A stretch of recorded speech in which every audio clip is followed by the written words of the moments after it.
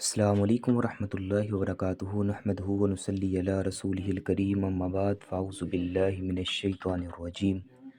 قال اللہ تعالی فی القرآن المجید بسم اللہ الرحمن الرحیم ذالک الکتاب لا ریب فیہ ھدی للمتقین وقال النبی صلی اللہ علیہ وآلہ وسلم خیرکم من تعلم القرآن وعلم او کما قال۔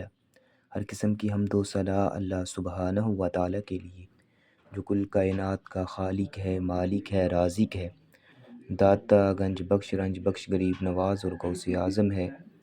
ان گنت لا تعداد درود و سلام سرور کائنات فخر موجودات سرکار دو عالم امام الانبیاء جناب محمد رسول اللہ صلی اللہ علیہ وآلہ وسلم کی ذات اقدس پر اللہ سبحانہ و تعالیٰ کا بے حد احسان اور انعام ہے کہ جس خالق کائنات نے ہمیں دوبارہ اس برکت اور مقصد مجلس میں جمع فرمایا ہے، جہاں ڈیلی بیس پہ ہم ایک پارے کا خلاصہ جو ہے وہ بیان کرتے ہیں۔ تو دراصل یہ پاروں کا خلاصہ نہیں ہے بلکہ ایک تربیتی ورکشاپ ہے جس میں ہم خود کو قرآن کے مطابق جو ہے ڈھالنے کی کوشش کرتے ہیں، ان کے احکامات کو سیکھ کر اس کو عمل کرنے کی جو ہے وہ کوشش کرتے ہیں۔ تو 19واں پارہ جو ہے اس میں 3 صورتیں بیان ہوئی ہیں، سورۃ الفرقان، سورۃ الشعراء اور سورۃ النمل۔ تو سورۃ الفرقان جو ہے وہ مکی دور کے درمیانے حصے میں نازل ہوتی ہے۔ اس میں مشرکین مکہ کی طرف سے قرآن مجید اور نبی علیہ الصلوۃ والسلام کی ذات اقدس پر جو اعتراضات کیے جا رہے ہیں،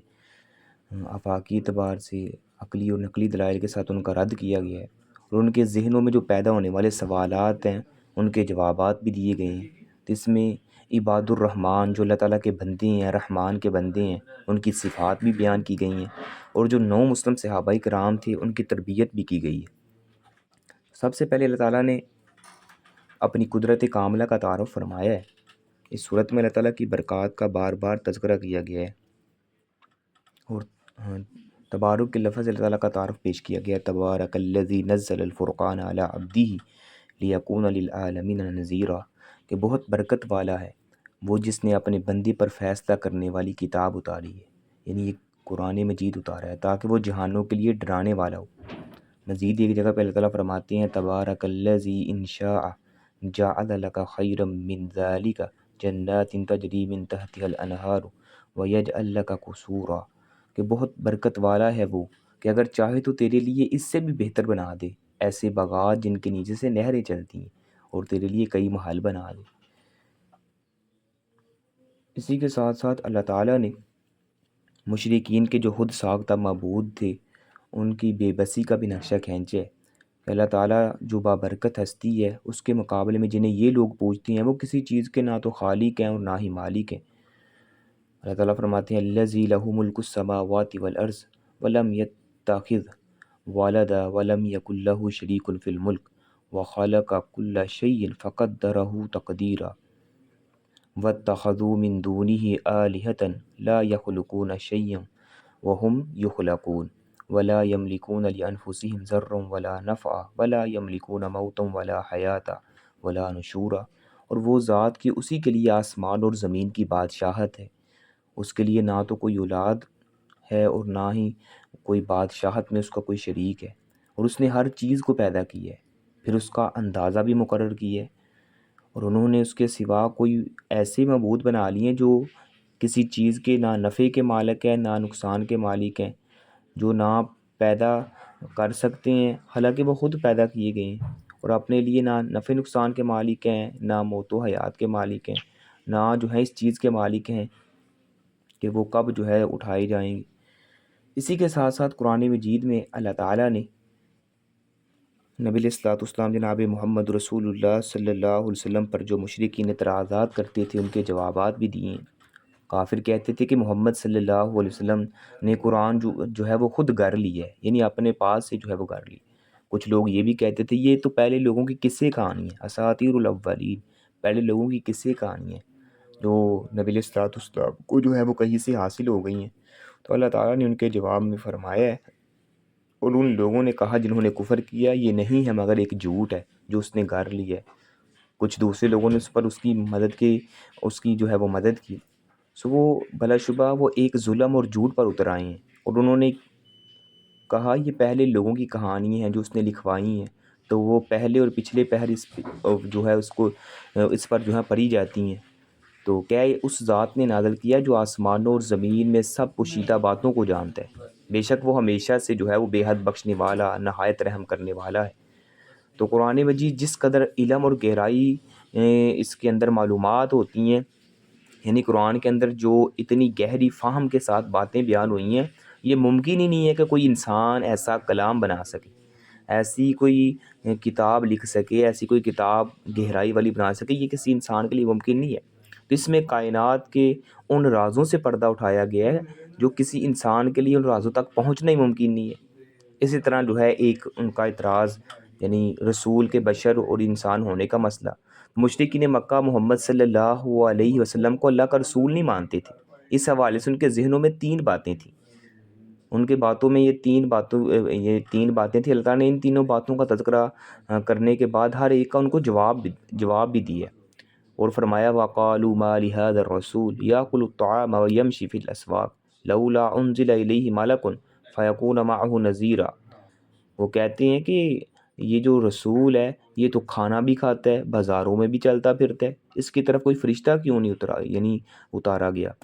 اس کے ساتھ جو ہے وہ ڈرانے والا ہوتا، یا اس کی طرف کوئی خزانہ اتارا جاتا، یا کوئی اس کا باغ ہوتا جس سے وہ کھایا کرتا۔ اور ظالموں نے کہا تو تم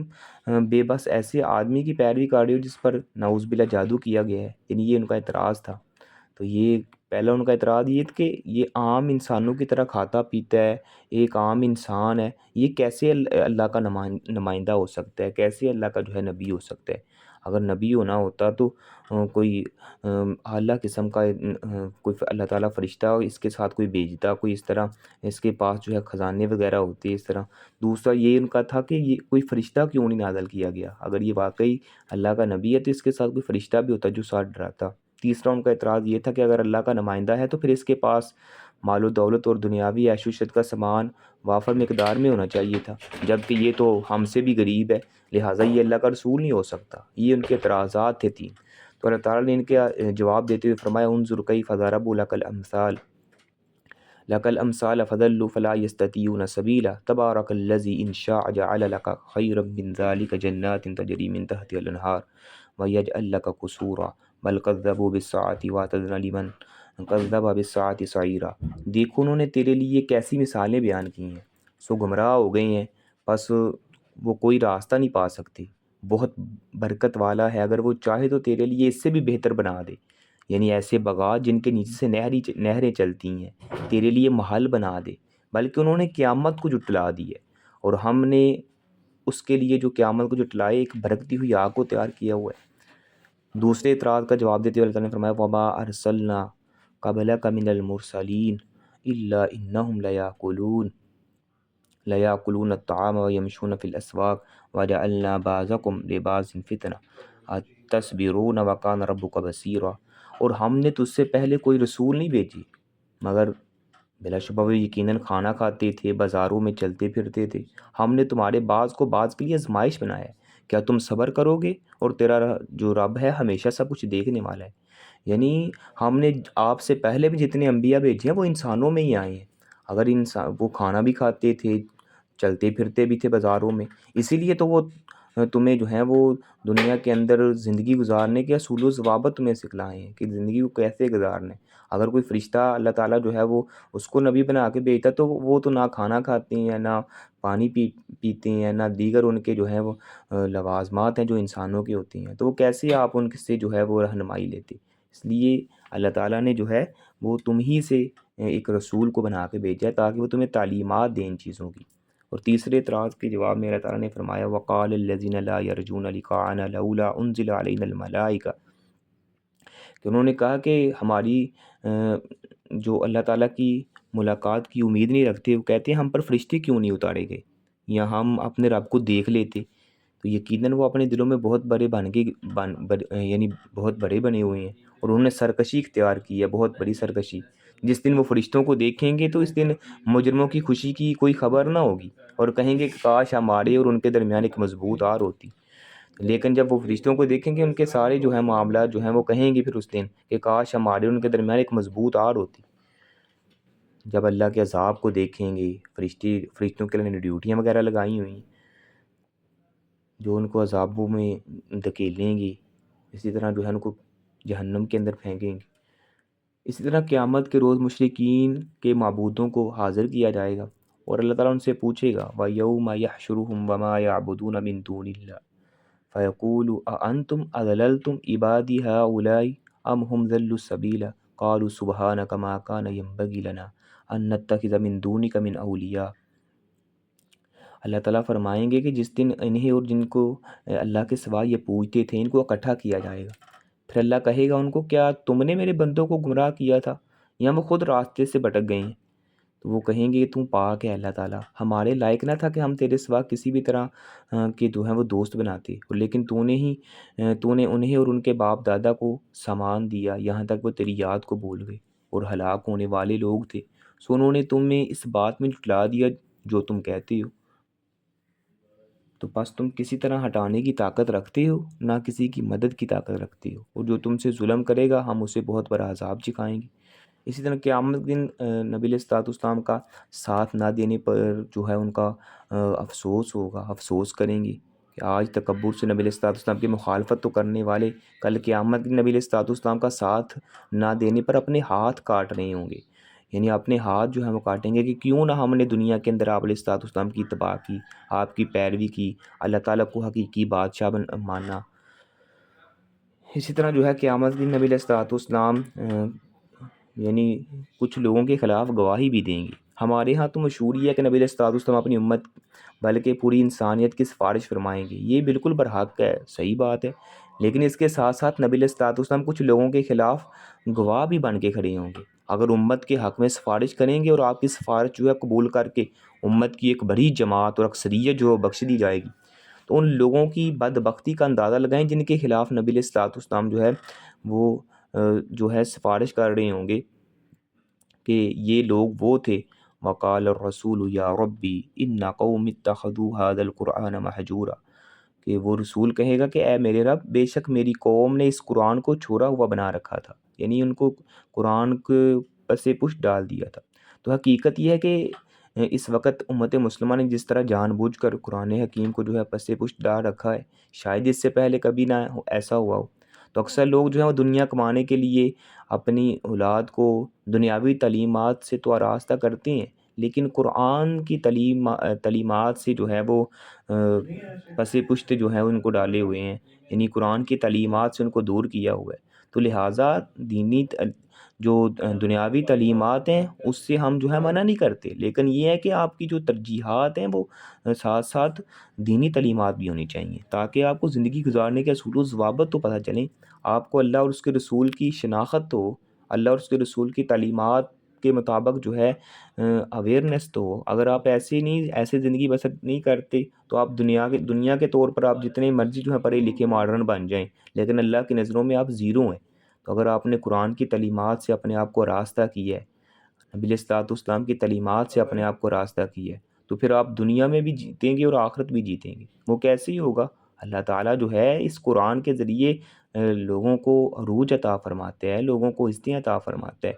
اور اگر اس انسان قرآن کو چھوڑ کے کہے کہ میں دنیاوی ڈگریاں ہی لے کے میں کامیاب ہو جاؤں، تو وہ دنیاوی اعتبار سے اور لوگوں کی نظروں میں تو کامیاب ہے، اس کے پاس عہدہ اور ڈگری ہے، لیکن ادھر سے اس کی روح پرواز ہوتی ہے تو وہ ساری ڈگریاں اور سارے وہ عہدے دنیا کی حد تک یہاں ہی رہ جاتے ہیں، ختم ہو جاتے ہیں۔ لیکن یہ جو قرآن والی ڈگری ہے، جو نبی علیہ الصلوۃ والسلام کے فرمان والی ڈگری ہے، یہ ادھر بھی کامیاب کیا جو ہے وہ ضامن ہے، اور قیامت کے دن بھی جو ہے وہ انسان کے لیے کامیابی کا یعنی ضامن بنے گی، اور اتنی بڑی کامیابی ہے کہ یہی قرآن جو ہے وہ اپنے پڑھنے والے کے حق میں سفارش کرے گا اللہ سبحانہ و تعالیٰ۔ قرآن کا اللہ سے مجھ پر عمل کرتا رہا، میری تلاوت کرتا رہا، میرے مطابق جو ہے وہ زندگی بسر کرتا رہا، اللہ تعالیٰ جو ہے قرآن کی سفارش قبول فرما کے اپنے بندے کو جو ہے وہ جنت میں داخل فرمائیں گے۔ تو بتائیں پھر یہی ڈگری کامیابی دلانے کا باعث بنی ہے جو دنیاوی ڈگری ہے؟ تو لہٰذا دنیاوی کے ساتھ ساتھ جو دینی اور اخروی کامیابی کا سبب بننے والی ڈگری ہے اس کو ہم ترجیحات کیوں نہیں دیتے؟ اسی طرح اللہ تعالیٰ نے جو ہے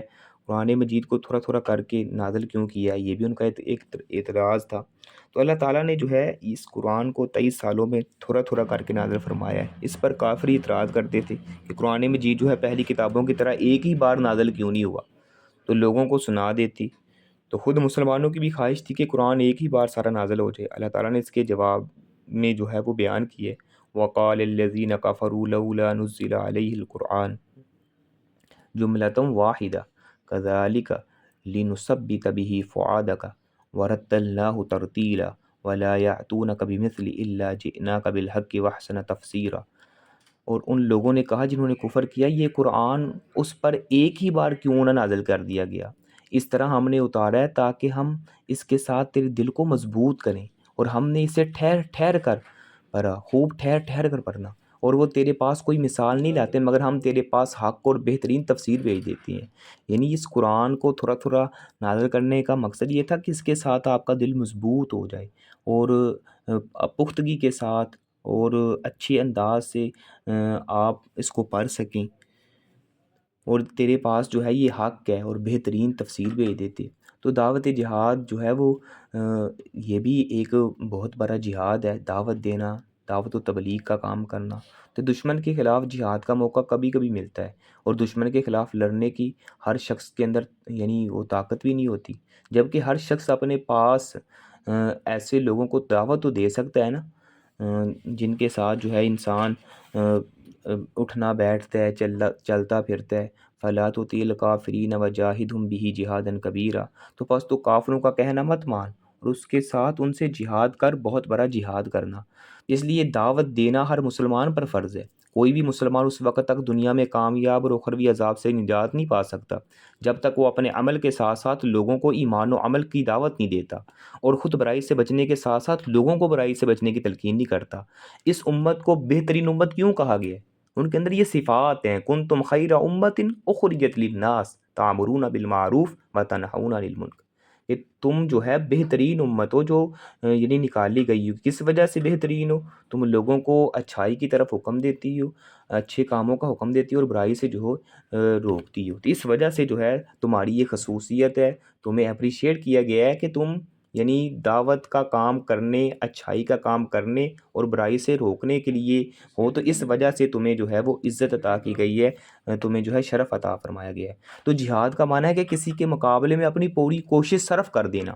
دعوت کے ذریعے سے بھی، اور جب ممکن ہو تو قتال کے ذریعے سے بھی۔ تو رہی یہ بات کہ یہ مکی صورت ہے، تو مکی صورتوں میں بھی قتال کا ذکر موجود ہے، اگرچہ حکمت الہی کے پیش نظر جو ہے ہجرت سے پہلے قتال کی اجازت نہیں دی گئی، جیسا کہ سورۃ مزمل کی آیت نمبر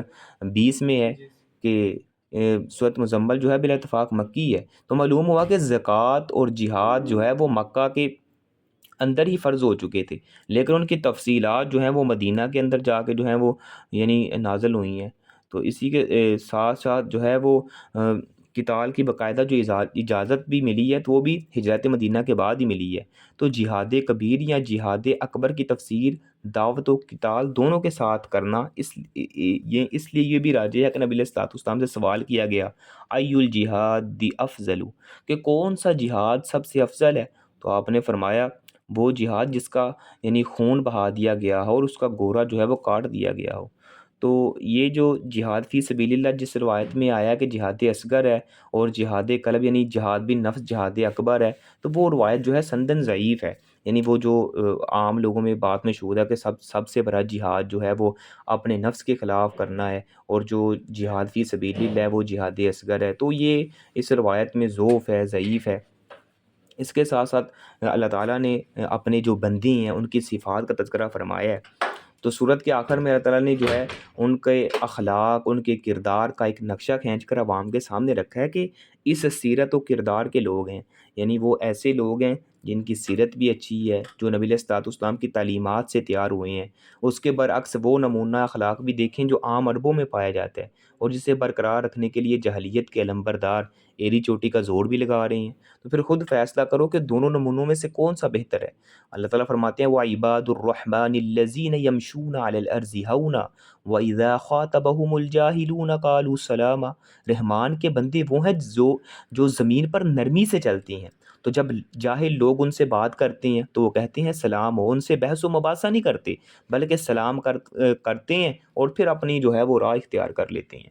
تو اور اس زمین پر نرمی کے ساتھ چلتی ہیں۔ اور ایک ان کی یہ بھی مثال ہے کہ ان کی راتیں اپنے رب کے سامنے سجدے اور قیام میں گزرتی ہیں۔ وَعِبَادُ الرَّحْمَٰنِ الَّذِينَ يَمْشُونَ عَلَى الْأَرْضِ هَوْنًا وَإِذَا خَاطَبَهُمُ الْجَاهِلُونَ قَالُوا سَلَامًا وَالَّذِينَ يَبِيتُونَ لِرَبِّهِمْ سُجَّدًا وَقِيَامًا، یعنی ان کی راتیں کہاں پہ گزرتی ہیں؟ اللہ تعالیٰ کی یاد میں گزرتی ہیں، سجدے اور قیام میں گزرتی ہیں۔ اسی طرح والذین یقولون ربنا اصرف عنا عذاب جہنم ان عذابها کان غراما انها ساعت مستقرا ومقاما، کہ اے ہمارے رب ہم سے جہنم کا عذاب پھیر دے، بے شک اس کا عذاب ہمیشہ جو ہے وہ چمٹ جانے والا ہے، بے شک وہ بری ٹھہرنے کی جگہ ہے اور اقامت کی جگہ ہے۔ یعنی ساتھ ساتھ اس کے باوجود اللہ نے ان کی صفات بھی بیان فرمائی ہیں، رات کو جو ہے وہ اٹھ کے قیام اللیل بھی کرتے ہیں، تو ساتھ ساتھ اللہ سے ڈرتے بھی ہیں اور دعائیں بھی کرتے ہیں کہ اللہ ہمیں جو ہے وہ عذاب سے محفوظ فرما۔ تو جب وہ خرچ کرتے ہیں تو فضول خرچی نہیں کرتے، یعنی اعتدال والا جو ہے راستہ ہے وہ اختیار کرتے ہیں، یعنی معتدل جو راستہ ہے وہ اختیار کرتے ہیں، نہ تو حد سے زیادہ جو ہے کنجوسی کرتے ہیں اور نہ ہی جو ہے وہ زیادہ فضول خرچی کرتے ہیں۔ اور ساتھ ساتھ اللہ تعالیٰ نے فرمایا وہ اللہ کے سوا کسی کو معبود بھی نہیں بناتے، یعنی اللہ کے ساتھ کسی کو شریک بھی نہیں ٹھہراتے۔ اسی کے ساتھ ساتھ اللہ تعالیٰ نے فرمایا ہے نہ تو وہ کسی جان کو ناحق قتل کرتی ہیں، یعنی کسی کو ناحق قتل بھی نہیں کرتے مگر حق کے ساتھ، اور دوسرے ایک یہ بھی ہے کہ وہ گناہ نہیں کرتے، زنا نہیں کرتے، وہ کسی جھوٹ میں شریک نہیں ہوتے، اور وہ جب بےہودہ کام کے پاس سے گزرتے ہیں تو شریفانہ طریقے سے گزر جاتے ہیں، یعنی کوئی ایسا کام جو جہاں پہ اللہ تعالیٰ کی جو ہے نافرمانیاں ہو رہی ہیں تو وہاں سے جو ہے وہ کجروی اختیار کرتے ہوئے وہاں سے گزر جاتی ہیں۔ تو جب انہیں ان کے رب کی آیات کے ساتھ نصیحت کی جائے تو ان پر جو ہے وہ بہرے اور اندھے ہو کر نہیں یعنی گرتے، جب ان کے سامنے اللہ تعالیٰ کی آیات اور اللہ تعالیٰ کی جو ہے نصیحتیں ان کو بتائی جاتی ہیں تو وہاں پہ اندھے اور بہرے ہو کر نہیں گزرتے بلکہ ان پر عمل کرتے ہیں، اور یہ وہ دعا کرتے ہیں ربنا حب لنا من ازواجنا وذریاتنا قرۃ اعین واجعلنا للمتقین اماما، کہ اے ہمارے رب ہمیں ہماری بیویوں میں سے ہماری آنکھوں کی ٹھنڈک عطا فرما اور ہمیں پرہیزگاروں کا جو ہے وہ امام بنا، یعنی یہ دعا کرتے ہیں، اور کثرت کے ساتھ یہ دعا کرنی بھی چاہیے۔ ربنا حب لنا من ازواجنا وذریاتنا قرۃ اعین واجعلنا للمتقین اماما، کہ اے ہمارے رب ہمیں اب ہماری بیویوں اور اولادوں سے آنکھوں کی ٹھنڈک عطا فرما اور ہمیں پرہیزگاروں کا امام بنا، یعنی جن کی اولاد نافرمان ہے ان والدین کو بھی یہ دعا کرنی چاہیے۔ اور اللہ تعالیٰ نے جو ہے ایسے لوگوں کے متعلق یہ ان کی صفات بیان کر کے ان کا یعنی ان کے متعلق پھر یہ فرمایا اولئک یجزون الغرفہ بما صبروا ویلقون فیہا تحیۃ و سلاما، یہ لوگ ہیں جنہیں جزا میں بلند و بالا محل عطا کیے جائیں گے، اور اس کے کہ انہوں نے صبر کیا ہے، اور اس میں ان کا استقبال زندگی کی دعا اور سلام کے ساتھ کیا جائے گا، یعنی یہی وہ لوگ ہیں اللہ تعالیٰ نے فرمایا جن کے لیے ہم نے بلند و بالا محل تیار کیے ہیں جنت کے اندر، اور انہوں نے صبر کی ہے، جو دنیا کے اندر ان کو پریشانیاں آئی ہیں، مصیبتیں آئی ہیں، لوگوں کی باتیں سننے کو ملی ہیں، لوگوں نے طرح طرح کے تانے دیے ہیں، اس کے باوجود وہ دین پر جو ہے انہوں نے استقامت اختیار کی ہے، لوگوں کی باتیں برداشت کی، لوگوں کے تانے برداشت کیے۔ مشکلات تو آتی ہیں جب دین کے راستے پر صحیح معنوں میں انسان چلتا ہے، جب اپنے آپ کو جو ہے وہ حرام کھانے سے روکتا ہے، یعنی انسان کا جو نفس ہے اس کو وہ مائل تو کرتا ہے، جو نفس ہمارا ہے کہ وہ برائی کر، یہ جو ہے کوئی بات نہیں اگر یہ چوری کا مال ہے یہ تیرے لیے جائز ہے اس طرح، لیکن اس کے باوجود وہ صبر کرتے ہوئے اس تمام چیزوں کو جو ہے وہ چھوڑ دیتا ہے جن سے اللہ اور اس کے رسول نے منع کیا ہے۔ اللہ تعالیٰ فرماتے ہیں ایسے ہی لوگ ہیں جن کے لیے ہم نے بلند و بالا جنت کے اندر محل تیار کیے ہیں، تو ان کا استقبال کیسے کیا جائے گا جنت کے اندر؟ اللہ فرماتے ہیں ان کا استقبال وسلامہ، ان کا استقبال دعا اور سلام کے ساتھ ہوگا، سلام علیکم، فرشتے ان کو جو ہیں وہ سلامتی کے ساتھ جو ہے کہیں گے سلام علیکم طبتم فادخلوہا، کہ تم پر سلامتی ہو، اللہ تعالیٰ کی جنت میں جو ہے وہ یعنی سلامتی کے ساتھ داخل ہو جو، تو ان کے لیے جو یعنی ویلکم ایسے انداز میں ہوگا۔ اور اسی طرح سورۃ الشعراء ہے، مکی دور کے وسط میں نازل ہوئی ہے، تو جب اہل مکہ نبی علیہ الصلوۃ والسلام کی دعوت کے مقابلے میں انکار کرتے اور طرح طرح کے بہانے تراشتے تھے، کبھی کہتے تھے آپ صلی اللہ علیہ وسلم کوئی بڑی نشانی تو لائے نہیں ہیں، تو کبھی کہتے یہ شاعر ہیں، کبھی کہتے یہ کاہن ہیں، نعوذ باللہ۔ دوسری طرف آپ علیہ الصلوۃ والسلام کی حالت یہ تھی کہ آپ انسانوں کو جہنم میں جاتا دیکھ کر جو ہے غم میں جو ہے وہ چلے جا رہے ہیں، غم میں جو ہے وہ یعنی مبتلا ہو رہے ہیں۔ تو اس صورت میں نبی علیہ الصلوۃ والسلام کو تسلی دی گئی ہے۔ دوسری طرف تکبر اور ہاٹھ درمی کرنے والوں کو سابقہ اقوام کا تذکرہ جو ہے وہ کر کے انہیں برے انجام سے خبردار بھی کیا گیا ہے۔ اللہ تعالیٰ نے فرمایا کہ اے نبی، آپ انسانیت کے بارے میں نہایت رحم دل ہیں اور ان کی ہدایت پر جو ہے وہ حریص تھے، اس لیے آپ علیہ الصلوۃ والسلام کفار کو ان کے یہ دن رات اللہ تعالیٰ کی نافرمانیاں کرتے دیکھ کے آپ جو ہے آپ کا دل بے چین ہوتا۔ یہ کیسے لوگ ہیں جو اللہ کے احکام کو نہیں مانتے، اس کے احکام کو پس پش ڈالے ہوئے ہیں، ان کی مخالفت کر رہے ہیں۔ تو نبی علیہ الصلوۃ والسلام کا جو ہے وہ دل بڑا غمگین ہوتا۔ تو اللہ تعالیٰ نے فرمایا طاسین میم تلک آیات الکتاب المبین لعلک باخع نفسک الا یکونوا مؤمنین۔ اللہ فرماتے ہیں طاسین میم، یہ واضح کتاب کی آیات ہیں۔ تو یہ جو حروف مقطعات ہیں، جیسے وہ کسی بھی صورت سے پہلے آتا ہے، جیسے الف لام میم ہے یا الف لام را ہے، الف لام میم را ہے، یہ جو حروف ہوتے ہیں ان کا ترجمہ جو ہے اللہ عالم بمرادہ، ان کی جو مراد ہے اس کا ترجمہ ہے وہ صرف اللہ ہی جانتا ہے۔ ان کے معنی کو کسی کو بھی نہیں پتہ کہ ان کا صحیح معنوں میں معنی کیا ہے۔ بعض مفسرین نے ان کے طرح طرح کے معنی کیے ہوتے ہیں، لیکن وہ اتھینٹک نہیں ہوتے، وہ یعنی کرتے ہیں، لیکن اس کی الفاظ کے معنوں کو، مفہوم کو وہ اللہ تعالیٰ ہی جانتا ہے کہ ان کا ترجمہ کیا ہے۔ اللہ عالم بمرادی، ان کی مراد کو اللہ ہی جانتا ہے۔ تو بعض لوگوں نے اپنی دکان میں اور اس طرح جو ہے وہ اپنے گاڑی کے اندر بھی لٹکائے ہوتے ہیں لوہے قرآنی، اس طرح اس کے نام سے۔ تو لہٰذا اس طرح نام کے معنی کا، مفہوم کا پتہ ہے تو ایسے لٹکانا جو ہے وہ کسی اعتبار سے میرے نہیں خیال کے مطابق اس سے جو ہے وہ کوئی فائدہ ہوتا ہو۔ تو لہٰذا اس لیے اللہ تعالیٰ نے یہاں پہ فرمایا ہے کہ یہ واضح کتاب کی آیات ہیں، لعلک باخع نفسک الا یکونوا مؤمنین، کہ شاید آپ اپنے آپ کو ہلاک کرنے والے ہیں اس لیے کہ وہ مومن نہیں ہے۔ یعنی آپ اپنی جو ہے وہ اتنا غم زدہ ہو رہے ہیں، اپنے آپ کو اتنا جو ہے وہ اپنی پریشانی میں لے لیا ہے کہ آپ ان کی وجہ سے ایسے ہی اپنے آپ کو یعنی پریشانی میں مبتلا کر رہے ہیں۔ تو لہٰذا یہاں پہ جو لفظ استعمال ہوا ہے نا، یعنی آپ اپنے آپ کو ہلاک کرنے والے، لعلک باخع نفسک، اس لیے کہ وہ مومن نہیں ہے۔ تو اگر ہم چاہیں تو ان پر آسمان سے کوئی نشانی اتار دیں، پھر ان کے سامنے ان کی گردنیں نیچی ہو جائیں اور ان کے پاس رحمان کی طرف سے کوئی نصیحت نہیں آتی جو نہیں ہو، مگر وہ اس سے منہ موڑنے والے ہوتے ہیں، بس بے شک وہ جھٹلا چکے ہیں۔ سو ان کے پاس جلد ہی اس چیز کی خبریں جو ہیں وہ آ جائیں گی جس کا وہ مذاق اڑایا کرتے تھے۔ اللہ فرماتے ہیں اگر ہم چاہیں تو آسمان سے نشانی بھی اتار سکتے ہیں، تاکہ جب نشانی اترے تو وہ یعنی ان کی گردنیں جھک جائیں گی، لیکن اس کے بعد بھی انہوں نے ایمان ہی لے کے آنا۔ ہمیں پتہ ہے وہ جھٹلا چکے ہیں اس سے پہلے بھی،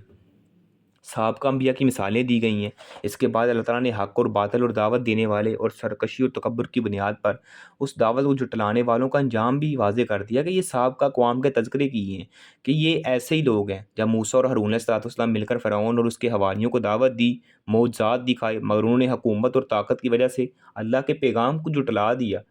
بلکہ اللہ کے نبیوں کو جادوگر جو ہے وہ قرار دے کر انہیں ہرانے کے لیے ملک بھر کے جادوگر اکٹھے کیے۔ جادوگروں نے مقابلہ کیا، حق دے کر ایمان لے آئے، مگر فرعون اور اس کے جو حواری تھے وہ اپنے تکبر اور گھمنڈ میں پڑے رہے۔ بالآخر اللہ تعالیٰ نے ایمان لانے والے بنی اسرائیل کو فرعون کی جو ہے وہ ظلموں سے جو ہے وہ نجات عطا فرمائی۔ تو فرعون اور اس کی ساری طاقت سمیت جو ہے سمندر میں غرق کر دیا، اور آخر پر فرمایا ان فی ذلک لآیہ وما کان اکثرهم مؤمنین وان ربک لہو العزیز الرحیم، بے شک اس میں یقیناً عظیم نشانی ہے اور ان کے اکثر ایمان لانے والے نہیں تھے، اور بے شک تیرا رب وہی سب پر غالب ہے، جو ہے بے حد رحم کرنے والا ہے۔ تو اللہ تعالیٰ نے فرمایا جتنی مرضی انہوں نے نشانیاں دیکھی ہیں، معجزات دیکھی ہیں، تو بجائے اس کی کہ اس کو ایکسیپٹ کرتے، ایمان لے آتے، انہوں نے ایمان نہیں لے کے تکبر کیا، گھمنڈ کیا۔ اس واقعہ سے ایک طرف سرداران مکہ کو ان کے انجام سے آگاہ کیا جا رہا ہے کہ فرعون جیسا جو ہے وہ بڑا بادشاہ دعوت توحید کو ٹھکرانے اور بنی اسرائیل پر ظلم کرنے کی پداش میں جو ہے ہمارے عذاب کا شکار ہو گیا تھا۔ اگر تم نے بھی نبی علیہ الصلوۃ والسلام کی دعوت کو تسلیم نہ کیا اور مسلمانوں پر ظلم بند نہ کیا تو تمہیں بھی فرعون کے انجام سے جو ہے وہ دور چار ہونا پڑے گا۔ دوسری طرف مسلمانوں کو تسلی دی جا رہی ہے کہ جس طرح اللہ کہ جس طرح اللہ تعالیٰ نے بنی اسرائیل کو فرعون جیسے ظالم بادشاہ سے نجات عطا کی تھی، اسی طرح تمہیں بھی اللہ تعالیٰ اہل مکہ کے ظلم و ستم سے نجات دے گا، مگر اس کے لیے تمہیں کچھ وقت صبر کرنا پڑے گا۔ پھر اللہ تعالیٰ نے جو ہے وہ کافر اور مومن کی جو ہے وہ سوچ میں فرق ہے، تو اس واقعہ میں اللہ تعالیٰ نے بڑی بات واضح فرمائی ہے کہ ایمان کوئی معمولی چیز نہیں ہے۔ توحید کا اقرار صرف یہ نہیں ہے کہ انسان اللہ کو اپنا معبود اور خدا مان لے اور بس، ایمان انسان کی سوچ بدل دیتا ہے۔ ایمان جو ہے وہ انسان کی سوچ بدل دیتا ہے، اور صاحب ایمان جس طرح اللہ کے علاوہ کسی کی عبادت نہیں کرتا، وہ اپنا مالک و خالق صرف اللہ کو مانتا ہے، تو وہ اللہ کے علاوہ دنیا کی ہر طاقت سے جو ہے بے پرواہ اور ہر ظالم سے جو ہے وہ بے خوف ہو جاتا ہے۔ تو جب فرعون ملک بھر سے جادوگر اکٹھے کر کے لایا تو انہوں نے گزارش کی کہ اگر ہم موسیٰ علیہ السلام پر غالب آ گئے تو ہمیں انعام میں کیا ملے گا؟ تو فرعون نے کیا کہا؟ فلما جاء السحرة قالوا لفرعون أي لنا لأجرا إن كنا نحن الغالبين قال نعم وإنكم إذا لمن المقربين۔ جب جادوگر اکٹھے کر کے اس کے پاس آئے، فرعون سے کہا کیا واقعی ہمارے لیے ضرور کچھ صلہ ہوگا اگر ہم غالب آ گئے؟ کہا یقیناً تم میرے جو ہے مقرب بندوں میں تمہارا شمار ہوگا، میں تمہیں اپنا جو ہے وہ قریبی رکھوں گا۔ یعنی جادوگر فرعون کے سامنے اس قدر جھکے ہوئے تھے کہ ان کے لیے اپنے کام کی یہی اجرت کافی تھی کہ فرعون جو ہے وہ ہمیں جو ہے قریبیوں میں شامل کر لے گا، ہمیں اپنے قریب کر لے گا، تو یہی ہمارے لیے بڑا جو ہے وہ عہدہ ہے۔ جیسے دنیاوی اعتبار سے جو ہے کوئی بڑا کوئی دنیا دار ہو تو وہ کسی کو کہے بھئی آپ میرے سیکٹری ہو، آپ میرے جو ہے مشیر ہو، تو وہ پھولا نہیں سماتا کہ مجھے جو ہے وہ فلاں ایم این نے، فلاں ایم پی اے نے جو ہے مجھے اپنا کارڈ خاص جو ہے بنایا ہے۔ تو اس طرح جو ہے وہ جادوگروں نے بھی سمجھا کہ اگر فرعون ہمیں اپنا قریبیوں میں سے ہمیں کر لے گا، ہمارا شمار ہوگا، تو ہم جو ہے وہ بڑے دنیا کے اندر بڑے لینڈ لارڈ بن جائیں گے۔ تو اللہ تعالیٰ نے فرمایا پھر موسیٰ علیہ السلام کے سامنے جب وہ فرعون اور اس کے جو ہے جادوگر آتے ہیں، سارا معاملہ ہوتا ہے، اللہ تعالیٰ نے جو ہے وہ حق کو فتح عطا فرمائی، اور جب انہوں نے وہ رسیاں پھینکیں جادوگروں نے، موسیٰ علیہ السلام نے جو اکٹھے کیے تھے، وہ ساری رسیاں جو ہیں وہ سانپ دکھائی دیتی تھیں، یعنی نظروں پر، آنکھوں پر جادو کیا انہوں نے۔ سیدنا موسیٰ علیہ السلام کو اللہ تعالیٰ نے فرمایا کہ آپ بھی اپنا جو آپ کے ہاتھ میں عصا ہے اس کو زمین پر پھینکیں، جب پھینکتے ہیں وہ اژدہا بن جاتا ہے، اور وہ جادوگروں کی ساری رسیاں جو چھوٹے چھوٹے سانپ دکھائی دیتے تھے وہ ان کو سب کو نگل جاتا ہے۔ تو وہ جو جادوگر تھے انہوں نے دیکھا کہ واقعی یہ جادوگر نہیں ہے موسیٰ علیہ السلام، یہ جو فرعون کہتا ہے یہ تو جادوگر ہے، اس کا مقابلہ کرنا ہے، تو یہ جادوگر نہیں ہے، یہ تو واقعی اللہ کا جو ہے وہ سچا رسول ہے، اللہ کا سچا نبی ہے۔ وہ سب کے سب جو ہے وہ ایمان لے کے آ جاتے ہیں۔ تو اب فرعون نے جب دیکھا کہ یہ جو جادوگر جس کو میں نے مقابلے کے لیے لے کر آیا ہوں، تو یہ تو یعنی سارے کے سارے ایمان لے آئے ہیں، تو وہ اس قدر طاقتور و بے خوف ہو گئے کہ جب فرعون نے انہیں دھمکیاں دے رہا تھا کہ تم میری اجازت کے بغیر ایمان کیوں لائے ہو؟ بھائی میں نے تمہیں کہا ہے کہ ایمان لے کے آؤ، تو میں اب تمہارے ہاتھ اور پاؤں کو مخالف سمت سے کاٹ ڈالوں گا۔ تو انہوں نے فرعون کے منہ پر جواب دیتے ہوئے کہا، یعنی بتلانا مقصود کیا ہے کہ جب انسان کے اندر ایمان آ جاتا ہے تو وہ بے خوف ہو جاتا ہے، وہ چاہے جتنا بڑا جو ظالم حکمران اس کے سامنے کیوں نہ ہو، وہ اس کے سامنے بھی ڈٹ جاتا ہے۔ تو انہوں نے کہا کہ کوئی نقصان نہیں ہے، اللہ تعالیٰ نے ان کا جو ہے قرآن کے اندر تذکرہ فرمایا ہے، انہوں نے کہا کوئی نقصان نہیں ہے کہ بے شک ہم اپنے رب کی طرف پلٹنے والے ہیں، بے شک ہم لالچ رکھتے ہیں کہ ہمارا رب ہمارے لیے ہمارے گناہ جو ہے وہ معاف کر دے گا، اس لیے کہ ہم سب سے پہلے ایمان لانے والے بنے ہیں۔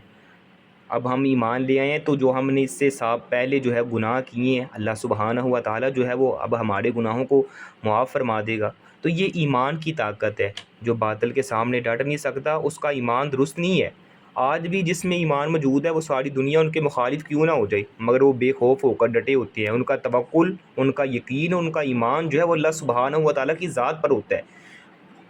وہ بے خوف ہو جاتا ہے دنیا کے تمام معاملات سے، دنیا کے تمام ظالم حکمرانوں سے۔ اس طرح ابراہیم علیہ السلام کا معبودان باطلہ سے خلم خلل دشمنی کا اعلان۔ اس کے بعد اللہ تعالیٰ نے ابراہیم علیہ السلام کا تذکرہ فرمایا ہے، وہ تنہا اپنے گھر، قوم اور بادشاہ کو یعنی جو ہیں ٹکرا گئے تھے۔ اللہ تعالیٰ نے فرمایا کہ مومن جو ہے جب خالق کائنات سے اپنا تعلق جوڑ لیتا ہے، اپنے مالک سے اس کا تعلق مضبوط ہو جاتا ہے، پھر اسے کسی سے ڈرنے کی ضرورت نہیں رہتی۔ اللہ تعالیٰ نے فرمایا وَاتْلُ عَلَيْهِمْ نَبَأَ إِبْرَاهِيمَ إِذْ قَالَ لِأَبِيهِ وَقَوْمِهِ مَا تَعْبُدُونَ قَالُوا نَعْبُدُ أَصْنَامًا، اور ان کے سامنے ابراہیم علیہ السلام کی خبر کو پڑھیں جب اس نے اپنے باپ اور اپنی قوم سے کہا کہ تم کس چیز کی عبادت کرتے ہو؟ انہوں نے کہا ہم یہ عظیم بتوں کی عبادت کرتے ہیں، بس اسی کے جو ہیں وہ مجاور بنے رہتے ہیں۔ کہا کہ وہ تمہیں سنتے ہیں، جو تم پکارتے ہو وہ تمہاری پکار کو سنتے ہیں، یا تمہیں کچھ فائدہ دیتے ہیں یا نقصان پہنچاتے ہیں؟ انہوں نے کہا ہم نے بالکل اپنے باپ دادا کو پایا ہے، وہ ایسے ہی کرتے تھے، یعنی ہمارے باپ دادا ہی ایسے کرتے ہیں، اس لیے ہم نے اپنے باپ دادا کو ایسے کرتے ہوئے دیکھا ہے۔ کہا تو کیا تم نے دیکھا ہے جن کو تم پوجتے ہو، تم اور تمہارے باپ دادا جو ہے وہ بلا شبہ میرے دشمن ہیں سوائے رب العالمین کے، یعنی یہ تو اللہ تعالیٰ کے دشمن ہیں اور میرے بھی دشمن ہیں، میں اللہ تعالیٰ کی طرف لوگوں کو بلاتا ہوں، تو تم اس لیے ان کی عبادت کرتے ہو، تمہارے باپ دادا جو ہیں ان کی عبادت کرتے رہیں۔ پھر اس طرح جو ہے اللہ تعالیٰ نے انبیاء اور ان کی اقوام کا تذکرہ فرمایا۔ اس کے بعد نوح علیہ الصلوۃ والسلام، قوم ہود، صالح، لوط علیہ الصلوۃ والسلام اور شعیب علیہ الصلوۃ والسلام کی دعوت کا تذکرہ کیا ہے۔ پھر یہ بتایا کہ انبیاء کی دعوت کو ماننے والوں کو اللہ تعالیٰ جو ہے کس طرح جو ہے نجات ملی ہے، اور انکار کرنے والوں کو کن کن عذابوں سے واسطہ پر ہے، اور کس طرح وہ ہلاکت سے دوچار ہوئے ہیں۔ اسی کے ساتھ ساتھ اللہ تعالیٰ نے اس پارے کے اندر اس چیز کا بھی تذکرہ فرمایا ہے کہ رسول اللہ صلی اللہ علیہ وسلم کو کھلے عام دعوت دینے کا بھی حکم دیا ہے۔ یعنی نبی علیہ الصلوۃ والسلام میں نہ تو پہلے جو ابتدائی 3 سال تھے وہ اپنے دوست احباب کو جو ہے وہ نہایت خفیہ طریقے سے دعوت دیتے رہے، تو یہ کام اس طرح رازداری سے جو ہے وہ 3 سال تک چلتا رہا، اور کسی کو جو ہے وہ خبر زیادہ یعنی پھیلی بھی نہیں ہے۔ جب نئی دعوت تھی تو اہل مکہ جو ہے وہ تبدیلی محسوس کر رہے تھے کہ یہ آہستہ آہستہ یہ بات ان کی خبر تک جو ہے کانوں تک پہنچتی ہے کہ اب اللہ تعالیٰ نے اپنے محبوب کو فرمایا وَأَنذِرْ عَشِيرَتَكَ کہ اپنے سب سے قریبی رشتہ داروں کو بھی ڈراؤ۔ تب نبی علیہ الصلوۃ والسلام سب سے پہلے اپنے خاندان کی دعوت یعنی ان کو دعوت دی، تاکہ کھلے عام ان سے جو ہے وہ ان کو دعوت دی جائے، تو دعوت سے اٹھنے والے طوفان کے مقابلے میں تعاون حاصل کر سکیں۔ جب آپ نے بات شروع کی تو ابو لہب جو ہے وہ نہایت بدتمیزی سے پیش آیا، جس سے سارا ماحول جو ہے وہ بگڑ گیا اور مجلس جو ہے وہ ختم ہو گئی۔ چند دنوں کے بعد نبی علیہ الصلوۃ والسلام نے دوبارہ جو ہے وہ خاندانوں کو جو ہے وہ دعوت دی۔ ان لوگوں نے جنہوں نے پہلی دعوت میں مخالفت کی تھی ان کو بھی جو ہے وہ بلایا، تو اس قبیلے کے سربراہ ابو طالب نے کہا بھتیجے باپ دادا کے دین کو چھوڑ کر اس دین کو مانتی ہو؟ تو میرا دل جو ہے وہ تسلیم نہیں کرتا کہ میں اپنے باپ دادا کے دین کو چھوڑ دوں، البتہ آپ صلی اللہ علیہ وسلم کو جو حکم دیا گیا ہے اس پر آپ عمل کریں، میں ہر ممکن آپ یعنی جتنا ہو سکے آپ کے ساتھ تعاون کروں گا۔ اس سے نبی علیہ الصلوۃ والسلام کو حوصلہ تو مل گیا، تو اگلے دن نبی علیہ الصلوۃ والسلام کوہ صفا پر جاتے ہیں۔ قریش کے ایک جو ہے وہ خاندان کو آواز دی کہ فلاں خاندان کے لوگوں فلاں لوگوں سب نے جو ہے وہ جمع ہو جاتے ہیں، تو آپ علیہ الصلوۃ والسلام نے جو ہے وہ اس بات کا آغاز یہاں سے کیا کہ میں تمہارے درمیان اتنے سال رہا ہوں، یعنی میں نے 40 سال تمہارے اندر گزارے ہیں، تو آپ نے مجھے کیسا پایا ہے؟ صاحب نے کہا آپ ہمارے درمیان نہایت معزز رہی ہیں، شریف باپ کے شریف بیٹے ہیں۔ فرمایا اچھا اگر میں تمہیں کہوں کہ اس پہاڑ کے پیچھے ایک لشکر تم پر حملہ آور ہونے والا ہے تو کیا تم جو ہے وہ میری تصدیق کرو گے؟ انہوں نے کہا ہاں جی بالکل ہم تصدیق کریں گے، کیونکہ آپ نے کبھی جھوٹ بولا ہی نہیں ہے۔ اچھا پھر یاد رکھو مجھے تمہاری طرف اللہ تعالیٰ نے نبی بنا کر بھیجا ہے، اور میرا یہ پیغام ہے قولوا لا الہ الا اللہ کہ تم لا الہ الا اللہ کہو فلاح پا جاؤ گے، کامیاب ہو جاؤ گے۔ تو یہاں پر ابو لہب نے نبی علیہ الصلوۃ والسلام کی جو ہے وہ نہایت بدتمیزی کی، اور بدتمیزی کے ساتھ جو ہے وہ پیش آتا ہے، تو اس کے بعد مقابلہ اور حجت بازی کا جو ہے وہ دور شروع ہو جاتا ہے، جو بڑھتے جو ہے ظلم و ستم اور قتل تک پہنچ جاتا ہے۔ تو جب اہل مکہ کا ظلم جو ہے وہ حد سے بڑھ گیا تو مسلمانوں کو جو ہے وہ حبشہ کی طرف ہجرت کرنے کا اللہ تعالیٰ نے جو ہے وہ حکم فرمایا، جس کا جو ہے وہ 16ویں پارے میں ہم نے جو ہے وہ پڑھا بھی تھا کہ پہلے جو ہے وہ ہجرت کرنے والوں میں 11 مرد تھے، پھر 4 عورتیں، پھر آہستہ آہستہ ان کی تعداد بڑھتی گئی۔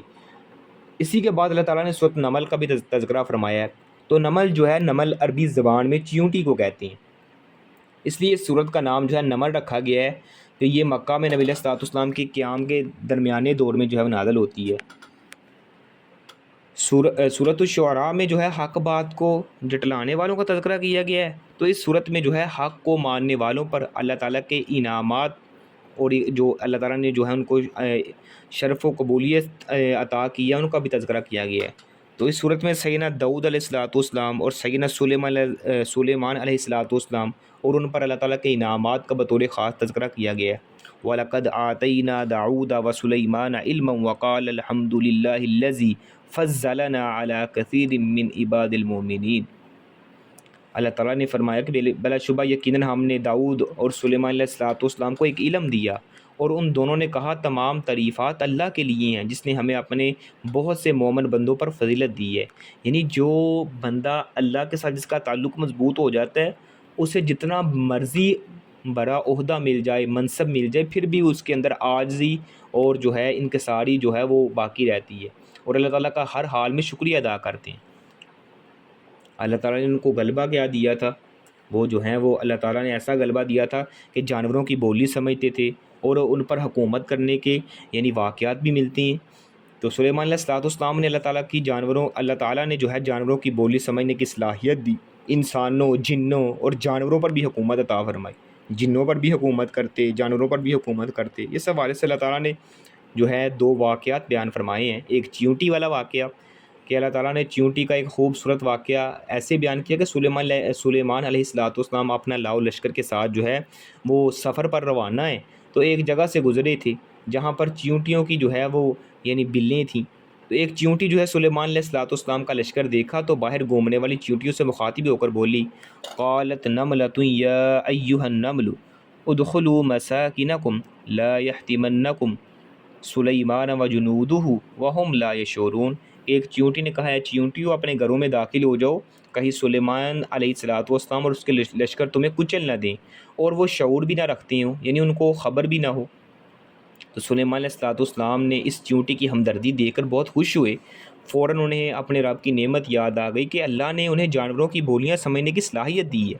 اس لیے اللہ تعالیٰ کا شکر ادا کرنے لگے۔ تو قرآن نے اسے یوں بیان فرمایا، فَتَبَسَّمَ ضَاحِكًا مِّن قَوْلِهَا وَقَالَ رَبِّ أَوْزِعْنِي أَنْ أَشْكُرَ نِعْمَتَكَ الَّتِي أَنْعَمْتَ عَلَيَّ وَعَلَى وَالِدَيَّ وَأَنْ أَعْمَلَ صَالِحًا تَرْضَاهُ وَأَدْخِلْنِي بِرَحْمَتِكَ فِي عِبَادِكَ الصَّالِحِينَ۔ تو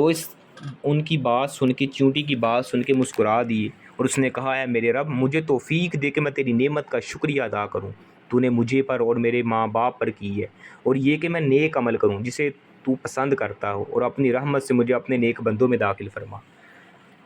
تو جو ہے چیونٹی کی یہ بات سنی تو یعنی اللہ تعالیٰ کی جو ہے شکریہ ادا کیا، اللہ کی نعمت کا اعتراف کیا، اور ساتھ ساتھ دوسرا واقعہ یہ بیان ہوا ہے کہ اس قوم کے پاس جو ہے وہ ایک ہدہد کا واقعہ اور قوم سبا کا واقعہ بیان ہوا ہے۔ ہدہد جو ہے وہ ایک پرندہ ہے چھوٹا سا، اس کا واقعہ بیان ہوا ہے کہ توحید الہی اتنی عام چیز ہے کہ جانور تک اسے سمجھتے ہیں اور مانتے ہیں۔ سیدنا سلیمان علیہ السلام کے پاس تمام قسم کے جانور رہتے تھے، اور وہ ان سے اپنے کام بھی کرواتے تھے۔ ایک دن ایسا ہوتا ہے کہ سلیمان علیہ السلام کو ہدہد جو ایک پرندہ ہے وہ غائب ہے، نظر نہیں آ رہا، تو سخت ناراضگی کا اظہار کیا۔ کچھ وقت کے بعد وہ ہدہد حاضر ہوتا ہے، جب اسے غائب ہونے کی وجہ پوچھی تو اس نے کہا، یمن میں قوم سبا کے متعلق خبر لے کر آیا ہوں جس کا آپ کو بھی علم نہیں ہے، یعنی نبی کو بھی، آپ نبی ہوتے ہوئے بھی آپ کو علم نہیں ہے، میں ایسی خبر آپ کے پاس لے کے آیا ہوں۔ تو اس قوم کے پاس دنیا کی ہر چیز تو موجود ہے، اور ان پر ایک عورت جو ہے وہ حکومت کر رہی ہے، اور اس کا ایک بہت بڑا عظیم الشان تخت ہے۔ مذہبی اعتبار سے اس قوم کی حالت یہ ہے کہ وہ اللہ کو چھوڑ کر سورج کو سجدہ کرتے ہیں، اور یعنی شیطان نے ان کے اعمال کو مزین کر دی ہے۔ تو اللہ تعالیٰ نے جو ہے وہ بڑا وہاں پہ جو ہے ایک بیان ان کا تذکرہ فرمایا ہے قرآن کے اندر، فَتَفَقَّدَ الطَّيْرَ فَقَالَ مَا لِيَ لَا أَرَى الْهُدْهُدَ أَمْ كَانَ مِنَ الْغَائِبِينَ لَأُعَذِّبَنَّهُ عَذَابًا شَدِيدًا۔ اللہ تعالیٰ نے فرمایا کہ سیدنا سلیمان علیہ السلام نے جب حاضری لگاتے ہیں جانوروں کی، پرندوں کی، تو کہتے ہیں کہ میں ہدہد کو نہیں پا رہا، وہ مجھے غائب نظر آ رہا ہے، شاید وہ غائب ہے، تو اگر وہ مجھے ملتا ہے، اگر دوبارہ آتا ہے میں اسے سزا دوں گا، اگر کوئی اتھینٹک دلیل لے کے آئے گا تو تبھی اس کو چھوڑوں گا، کوئی عذر جو ہے وہ اپنا شرعی عذر پیش کرے گا۔ تو جب وہ آتے ہیں، یعنی جب وہ آتا ہے ہدہد پرندہ، تو اس نے سارا یہ معاملہ بتایا، تو پھر سیدنا سلیمان علیہ السلام نے اس سے سوال کیا، اچھا وہ قوم سبا جو ہے وہ سورج اور چاند کی عبادت کر رہی ہے، تو اس کو کس کی عبادت کرنی چاہیے تھی؟ یعنی اس سے سوال بھی کیا، تو وہ کہتا ہے اللہ یسجد للہ، کہ اس کو جو ہے وہ اللہ کو سجدہ کرنا چاہیے تھا، بجائے اس کے کہ وہ یعنی سورج اور چاند کو سجدہ کر رہے ہیں۔ اسی طرح جو ہے سیدنا سلیمان علیہ السلام کا خط جو ہے اور ملکہ سبا کا جو جواب ہے، سلیمان علیہ السلام نے جو ہے فوراً انہیں خط لکھا جس میں اسلام قبول کرنے کی دعوت دی گئی۔ جب ہدہد یہ خط لے کر ملکہ سبا کے پاس پہنچتا ہے تو اس نے اپنے سرداروں اور وزیروں میں شیروں کی مجلس منعقد کی اور ان کے سامنے ساری صورتحال واضح کی اور ان سے مشورہ بھی مانگا۔ تو وزیروں نے جذباتی ہو کر کہا کہ کوئی بات نہیں ہے، ہمیں اس کی بات ماننے کی ضرورت نہیں ہے، اگر انہوں نے حملہ کیا تو ہم بھی مقابلہ کریں گے، لیکن آپ جو مناسب سمجھے فیصلہ کریں، ہم ماننے کے لیے تیار ہیں۔ تو ملکہ نے کہا بے شک بادشاہ جب کسی بستی میں داخل ہوتے ہیں تو اسے خراب کر دیتی ہیں اور اس کے رہنے والوں میں سے عزت والوں کو ذلیل کر دیتی ہیں، اور اسی طرح یہ کریں گے، اور بے شک میں ان کی طرف کوئی تحفہ بھیجنے والی ہوں، پھر انتظار کرنے والی ہوں کہ ایلچی کیا جواب لے کر جو ہے واپس آتا ہے۔ تو جب اس نے کہا کہ میں ایک ایسا پروگرام بناتی ہوں کہ ان کے پاس جو ہے وہ اپنے چند سفیروں کو بھیجتی ہوں تحفے تحائف دے کے، مجھے پتہ چل جائے گا وہ کیسا آدمی ہے، کیونکہ اکثر جو دنیا دار ہوتے ہیں لوگ وہ پیسے کے پجاری ہوتے ہیں، بادشاہ جو ہوتے ہیں پیسے کے پجاری ہوتے ہیں، اس کے عوض جو ہے وہ سارا کچھ اپنا بیچ دیتے ہیں، اس نے ایسے ہی کیا ہے۔ تو اس کا جو ہے وہ وفد جو ہے سلیمان علیہ السلام کے پاس آیا، مال و زر کے دیر اس نے لا کر جو ہے وہ سامنے رکھ دی۔ تو سلیمان علیہ السلام سمجھ گئے کہ انہوں نے مجھے عام بادشاہ سمجھا ہے جو مال و دولت کے بھوکے ہوتے ہیں۔ تو آپ علیہ السلام نے ان کا مال جو ہے وہ رد کر دیا اور فرمایا مجھے اللہ تعالیٰ نے تم سے بہتر جو ہے وہ دیا ہوا ہے، مجھے اس کی ضرورت نہیں ہے۔ پھر انہیں اسلام کا تعارف کرایا اور انہیں اسلام قبول کرنے کی دعوت دی، اور ساتھ فرمایا کہ اپنی ملکہ کو جا کر بتا دو اگر اس نے اسلام قبول کرنے سے انکار کیا تو ہم ان پر ایسے لشکر لے کر آئیں گے جن کے مقابلے کی ان میں طاقت بھی نہیں ہے، تو ہر صورت انہیں اس حال میں ذلیل اور حقیر ہو کر کے جو ہے وہ نکال دیں گے۔ تو جب وہ سلیمان علیہ السلام کے پاس آیا، فلما جاء سلیمان قال، جب سلیمان علیہ السلام کے پاس آتے ہیں تو انہوں نے سارا ان کا معاملہ بتایا۔ تو ملکہ سبا کا جو تخت تھا وہ سیدنا سلیمان علیہ السلام کے قدموں میں کیسے آتا ہے۔ جب سلیمان علیہ السلام نے ملکہ کو تحائف واپس کر دیے تو اسے سمجھ لگ گئی کہ سلیمان علیہ السلام کوئی عام آدمی نہیں ہے۔ مزید اس میں اپنے سفارتکاروں کی زبان سے بھی سیدنا سلیمان علیہ السلام کے حالات سنے، اس پر سیدنا سلیمان علیہ السلام کا رعب جو ہے وہ طاری ہو جاتا ہے۔ تب اس نے سوچا کہ مناسب یہ ہے کہ وہ خود ان کے پاس جا کے ملاقات کرے، تو وہ اپنے جو ہے وہ تاکہ ان کی شاہی کے اور ان کی بادشاہت کے اپنی آنکھوں سے جو ہے وہ حال دیکھے گی۔ تو اس نے جو ہے سلیمان علیہ السلام کو اطلاع بھیج دیتی ہے کہ میں آپ کی دعوت آپ کی زبان سے سننے اور بالمشافہ گفتگو کرنے کے لیے حاضر ہو رہی ہوں۔ جب ملکہ جو ہے وہ قریب پہنچتی ہے تو سیدنا سلیمان علیہ السلام اسے ایسا سرپرائز دیتے ہیں تاکہ انہیں ان کی طاقت کا مظاہرہ ہو جائے۔ عظیم الشان تخت لانے کا حکم دیا گیا۔ ابھی اس کا جو لشکر ہے وہ سلیمان علیہ السلام کے جہاں پہ موجود تھے وہاں سے ابھی کافی دور ہے۔ تو سیدنا سلیمان علیہ السلام نے فرمایا کہ کون ہے جو اس کا تخت جو ہے وہ میرے پاس لے کے آئے گا۔ تو ایک اٹھتا ہے، وہ جنوں میں تھا، اس نے کہا میں آپ کے پاس اس کا تخت جو ہے وہ اتنی دیر تک لے کے آ سکتا ہوں جب تک جو ہے وہ آپ کی آپ سلطنت پہ بیٹھے ہوئے ہیں، تخت پہ بیٹھے ہوئے ہیں، جب تک آپ اٹھ نہیں جاتے، اتنی کی دیر لگے گی کہ میں اب اس کا جو ہے وہ لشکر آپ کے پاس لے کے آ جاؤں گا۔ اللہ تعالیٰ نے جو ہے اس کا تذکرہ ایسے بیان فرمایا ہے، قال یا ایھا الملأ ایکم یاتینی بعرشھا قبل ان یاتونی مسلمین قال عفریت من الجن انا آتیک بہ قبل ان تقوم من مقامک وانی علیہ لقوی امین۔ کہا ہے سردارو تم میں سے کون ہے جو اس کا تخت میرے پاس لے کر آئے گا اس سے پہلے کہ وہ فرما بردار ہو کر میرے پاس آئے۔ جنوں میں سے ایک طاقتور شرارتی جو جن تھا وہ کہنے لگا، عفریت ایسے جن کو کہتے ہیں جو طاقتور بھی ہو اور اس کے اندر شرارت بھی موجود ہو، وہ کہنے لگا کہ میں تیرے پاس اس سے پہلے لے کے آؤں گا کہ تو اپنی جگہ سے اٹھے، اور بلا شبہ میں اس پر یقیناً جو ہے وہ قدرت بھی رکھتا ہوں۔ تو اس کے بعد جو ہے وہ ایک اور بندہ اٹھتا ہے جس کے پاس کتاب کا علم تھا، کتاب کا علم تھا، اسے وہ کہنے لگا میں تیرے پاس اس سے پہلے لے آتا ہوں کہ تیری آنکھ جو ہے تیری طرف جھپکے، تیری آنکھ جھپکنے سے پہلے جو ہے وہ تخت میں اس کا تیرے پاس لے کے آ جاؤں گا۔ تو ایسے ہی ہوتا ہے۔ تو ملکہ سبا جو ہے سلیمان علیہ السلام کے محل میں، تو پھر جب وہ آئی تو اس نے کہا یہ کیا تیرا تخت ایسا ہی ہے؟ اس نے کہا یہ تو گویا وہی ہے۔ اس نے سید صراط السلام کی نبوت اور علم کے شواہد دیکھے تو مسلمان ہو گئی، یعنی آپ کی بادشاہت کو دیکھتی ہے، آپ کے جو ہے وہ تمام معاملات دیکھتی ہے تو وہ مسلمان ہو جاتی ہے۔ پھر یمن کی زراعت کے مقابلے میں فلسطین کی صنعت جو ہے وہ اس کا بھی یعنی شاہکار تھا۔ تو یمن کی زراعت کے مقابلے میں نا سلیمان علیہ السلام کا ملک جو صنعت کاری کا بہت بڑا ترقی یافتہ تھا، تو خصوصاً شیشہ سازی کی صنعت بڑے عروج پر تھی، یعنی شیشے کا بڑا عروج تھا ان کی سلطنت میں۔ تو جب ملکہ محل میں آنے کی دعوت اس کو ملتی ہے، تو جب وہ محل میں داخل ہونے لگتے تو نیچے جو ہے وہ شیشہ لگا ہوا تھا، تو وہ اس نے دیکھا کہ شاید جو ہے یہ پانی کا حوض ہے، یعنی شیشے کے اندر سے ایسے محسوس ہو رہا جیسے کوئی پانی کا حوض ہے۔ اس نے اپنی شلوار جو ہے وہ اپنے ٹخنوں سے اوپر کر لی، اپنے پاؤں سے اوپر اٹھا لی تاکہ وہ بھیگ نہ جائے، لیکن وہ دیکھ کر حیران رہ گئی کہ اسے پانی نے چھوا تک بھی نہیں ہے۔ دراصل وہ پانی نہیں تھا، نفیس ترین شیشہ لگا ہوا تھا۔ یہ دیکھ کر اسے یقین ہو گیا کہ سلیمان علیہ السلام واقعتاً اللہ تعالیٰ کے نبی ہیں۔ اتنی عظیم الشان سلطنت کے مالک ہونے کے باوجود ذرا بر بھی ان کے اندر تکبر اور بڑا پن نہیں ہے، بلکہ قدم قدم پر اللہ تعالیٰ کے سامنے جو ہے وہ جھکنے والے ہیں اور اللہ تعالیٰ کے جو ہیں وہ یعنی تعریفات بیان کرنے والے ہیں۔ تو ان واقعات کے بیان کرنے کا مقصد یہ ہے کہ اللہ کی توحید پر جو ایمان لانے والے ہیں، اللہ تعالیٰ صرف انہیں آخرت میں جنت اور انعامات نہیں دیتا، بلکہ اس دنیا میں بھی اللہ تعالیٰ اپنے بندوں کو جو ہے وہ نعمتوں سے نوازتا ہے، انہیں اپنی حکومت اور طاقت سے سرفراز کرتا ہے، اور کافروں کے مقابلے میں ان کو عزت سے جو ہے وہ سرفراز فرماتا ہے۔ تو صرف دنیا کے اندر ہی نہیں ہے، آخرت کے اندر بھی، اور آخرت کے اندر ہی نہیں، اللہ تعالیٰ دنیا کے اندر بھی جو ہے ان کو یہ تمام معاملات عطا فرماتا ہے۔ تو آج کے پارے میں یہ حقیقت سمجھ آتی ہے کہ حق جو ہے ہمیشہ واضح ہوتا ہے، مگر اسے قبول کرنے کے لیے جو ہے وہ دل زندہ ہونا ضروری ہے۔